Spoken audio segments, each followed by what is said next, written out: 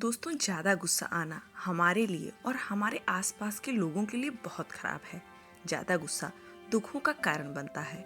गुस्से पर प्रेरणादायक सीख के जरिए आप अपने गुस्से को शांत कर सकते हैं। इस कहानी को ध्यानपूर्वक जरूर सुनें। ये कहानी है रोहन नाम के एक लड़के की, जिसका एक परिवार था, अच्छी खासी नौकरी थी और खुशहाल जिंदगी थी। कुछ समय बाद रोहन की शादी हो गई, उसके बच्चे हो गए, उनका परिवार बढ़ गया और साथ ही रोहन के ऊपर जिम्मेदारियां भी आ गई। धीरे धीरे रोहन अपनी जिम्मेदारियों और घर की जरूरतें पूरी करने के दबाव के कारण बहुत चिड़चिड़ा हो गया। समय के साथ रोहन का चिड़चिड़ापन गुस्से में बदल गया। वह बात बात पर अपने परिवार और ऑफिस के लोगों को खरी खोटी सुनाने लगा।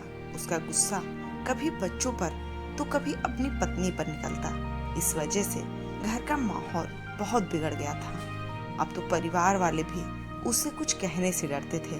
उन्हें डर लगता था कि रोहन को कब किस बात पर गुस्सा आ जाए। हर बात पर गुस्सा करने की आदत से रोहन खुद भी परेशान था और अपनी इस समस्या से छुटकारा पाना चाहता था, पर वह चाहकर भी इस समस्या को दूर नहीं कर पा रहा था। एक दिन रोहन घर पर अकेला था। घर के सभी लोग बाहर गए थे। तभी दरवाजे की घंटी बजी। रोहन ने दरवाजा खोला तो देखा कि सामने एक भिक्षु खड़े हैं। बिना सोचे समझे रोहन बोला, तुम्हें देने को मेरे पास कुछ नहीं है, निकल जाओ यहाँ से। मोहन की बात सुन वो भिक्षु शांत रहे, फिर बोले, भाई बिना वजह इतना गुस्सा? मैं यहाँ कुछ मांगने नहीं बल्कि एक पता पूछने आया था, लेकिन मुझे नहीं लगता कि आप मुझे बता पाओगे। आप बिना वजह मेरे ऊपर चिल्लाने लगे। भिक्षु की ऐसी बातों को सुन रोहन बोला, हे महाराज, मुझे बहुत जल्दी गुस्सा आ जाता है और मैं चाह कर भी उस पर काबू नहीं पा सकता। अगर आपके पास उसका कोई उपाय हो तो मुझे बताएं।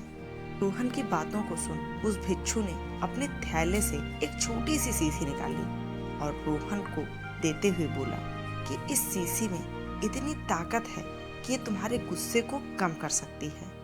अगली बार जब तुम्हें गुस्सा आए और तुम कुछ बोलने वाले हो तो इसमें से एक ढक्कन दवा निकालकर अपने मुंह में कर लेना, फिर 10 से 15 मिनट अपने मुंह में ही रखना।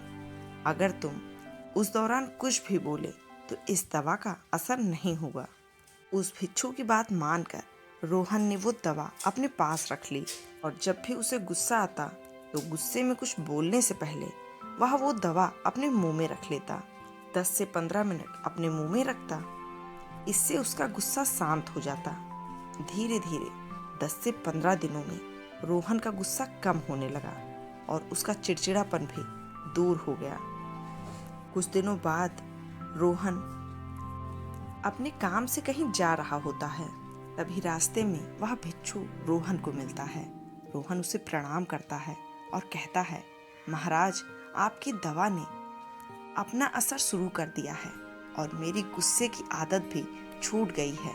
ऑफिस और मेरे घर का माहौल भी अब शांत हो गया है। उसकी बात सुनकर भिक्षु ने मुस्कुराकर कहा, वह कोई दवा नहीं थी, वह केवल पानी था। गुस्से का कोई इलाज नहीं होता है, केवल शांत मन ही उसका परम इलाज है। गुस्से का इलाज हम किसी दवा से नहीं कर सकते। गुस्से का इलाज सिर्फ शांत रहकर ही किया जा सकता है और यही तुम्हारे साथ हुआ। गुस्से का इलाज सिर्फ शांत मन है। तो इस कहानी से हम गुस्से को कैसे काबू करें, ये सीखने को मिलता है। बात बात पर गुस्सा होना हमारे लिए बहुत नुकसानदायक होता है। गुस्से में इंसान वो काम कर जाता है जो उसे नहीं करना चाहिए और इंसान ऐसी बातें बोल जाता है जो उसे नहीं बोलना चाहिए।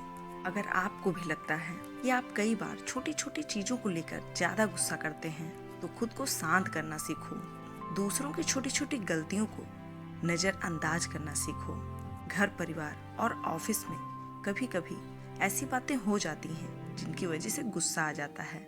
ऐसा जब भी हो तो सामने वाले को एकदम से जवाब देने की बजाय थोड़ा शांत हो जाएं, फिर उसे उत्तर दें। चीखने चिल्लाने के बजाय शांति से उस बात को समझने की कोशिश करें और फिर दूसरों को समझाएं। अगर आप गुस्से में कुछ भी बोलेंगे तो वो किसी काम का नहीं। पहले खुद को शांत करें, बाद में कोई निर्णय लें। आपके रिश्ते और भी मजबूत होंगे और आपका कोई काम भी नहीं बिगड़ेगा।